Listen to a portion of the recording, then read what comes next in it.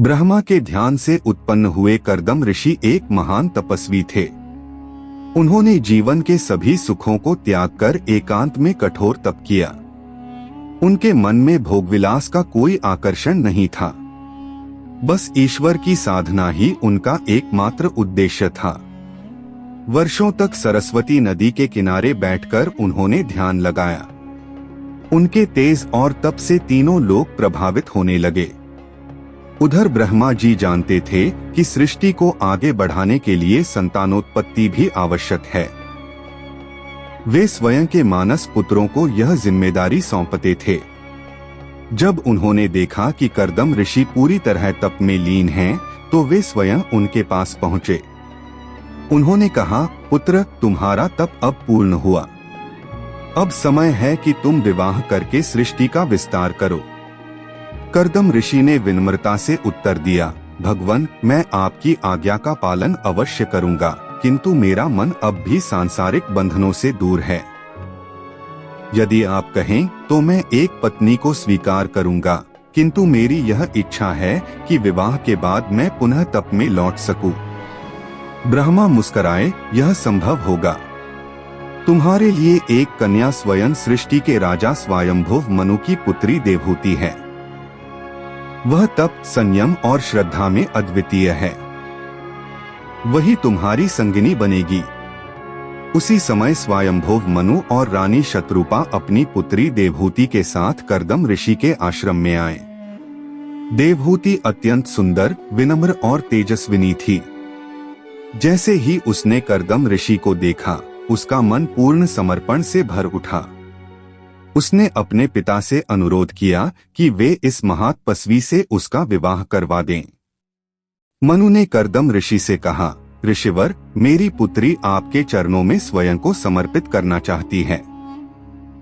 उसका पालन पोषण भले ही राजमहल में हुआ हो, पर उसका मन सादा और निष्कलुष है।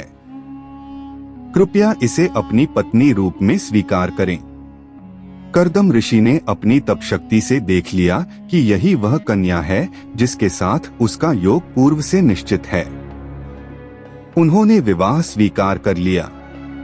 तपोवन में ही देवताओं की उपस्थिति में दोनों का विवाह हुआ। देवहूति ने राजमहल की सारी सुविधाएं छोड़कर वन में ऋषि के साथ तपस्विनी का जीवन स्वीकार किया। वह स्वयं भोजन पकाती, ऋषि की सेवा करती और पूर्ण श्रद्धा से दिन बिताती। धीरे धीरे उसका शरीर दुर्बल हो गया, पर उसका मन आनंद से भरा रहता। कई वर्षों बाद कर्दम ऋषि ने देखा कि देवहूति ने अपनी सारी इच्छाओं का त्याग कर केवल सेवा को ही प्रेम का रूप मान लिया है। वे भावुक हो उठे। उन्होंने कहा, देवहूति, अब समय आ गया है कि मैं तुम्हें वह सुख दूं जिसके लिए ब्रह्मा जी ने हमारा विवाह करवाया था। अब मैं तुम्हें वह दिव्य वैभव प्रदान करूंगा जो संसार में किसी ने न देखा हो। अपने योग बल से उन्होंने आकाश में एक दिव्य विमान रचा, जो स्वर्ण से बना था और जिसमें सुख सुविधाओं की कोई कमी नहीं थी। वह विमान इतना विशाल था कि उसमें सरोवर, बाग बगीचे और स्वर्गिक आनंद का हर साधन उपस्थित था। देवहूति और कर्दम ऋषि ने वर्षों तक उस विमान में विचरण किया, पर्वतों, नदियों और देवलोकों की यात्राएं की।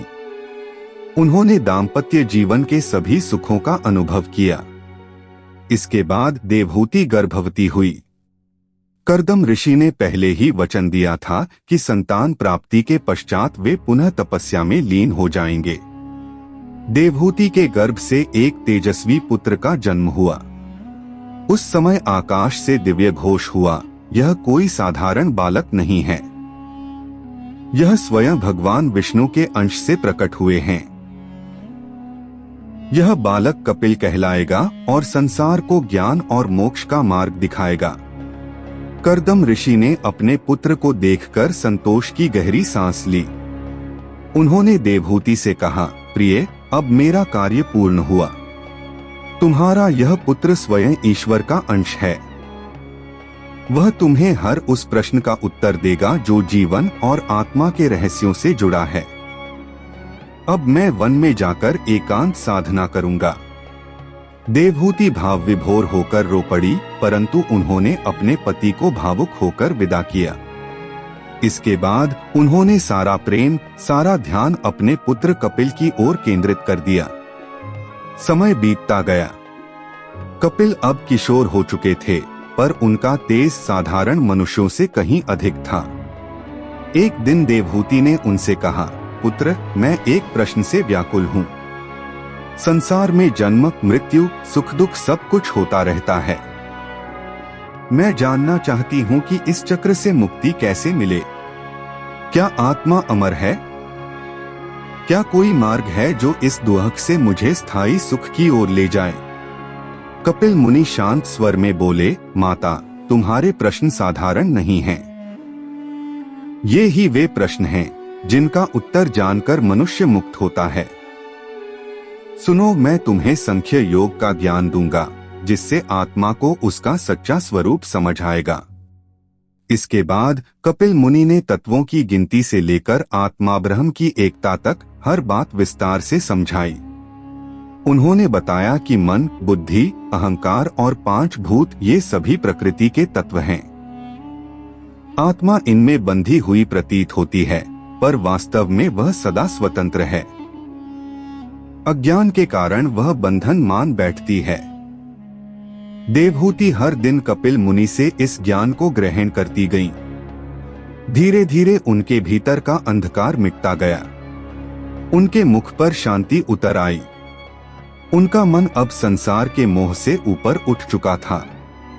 कई वर्षों तक कपिल मुनि एक स्थान पर रहकर अपनी माता को उपदेश देते रहे। एक दिन उन्होंने कहा, माता, अब समय आ गया है कि आप इस शरीर को त्याग कर उस दिव्य अवस्था में प्रवेश करें जहां से लौटना नहीं होता। देवहूति ध्यान में लीन हो गई। उनके भीतर आत्मा की ज्योति प्रज्वलित हो गई। जब उन्होंने शरीर त्यागा तो आकाश में पुष्पवृष्टि हुई और देवताओं ने उनका स्वागत किया। कपिल मुनि इसके बाद तीर्थों की यात्रा को निकल पड़े। उन्होंने पृथ्वी के विभिन्न भागों में जाकर आत्मज्ञान का प्रचार किया। आज भी उनके नाम पर कपिल आश्रम और कपिल सरोवर जैसे स्थान भारत में प्रसिद्ध हैं। यह कथा हमें सिखाती है कि सच्चा प्रेम त्याग में है और सच्चा ज्ञान भीतर की यात्रा में। जो अपने अंतःकरण को जान लेता है वही मुक्त होता है। सतयुग की यह कथा भले प्राचीन हो, पर आज भी इसका संदेश उतना ही सजीव है जितना तब था। यह कहानी भले ही ऋषियों और अवतारों की हो, पर हर व्यक्ति के भीतर एक देवहूति है जो ज्ञान की खोज में है, और एक कपिल मुनि है जो उसे मार्ग दिखा सकता है, बस उसे पहचानने की देर है।